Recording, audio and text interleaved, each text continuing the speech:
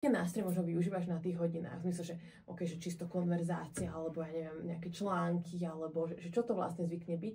A možno, že aj keď to vieš povedať aj na základe akože tej cieľovky, že keď je to nejaká mamička, neviem čo, tak to je niečo takéto, ak je to business Deutsch, tak je to ešte takéto. Jasné. Tak závisí od toho, ako má človek aj úroveň.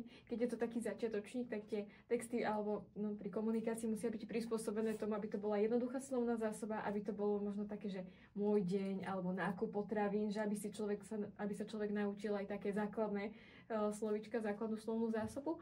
Ale keď už je to ako nejaká pokročilejšia úroveň, tak veľmi rada mám texty prispôsobené práve pre ľudí, že viem, keď niekoho baví napríklad sa učiť o kontinentoch, teraz sme mali jeden článok o Afrike alebo nedostatku pitnej vody v Afrike, tak rada sa rozprávame aj o týchto veciach.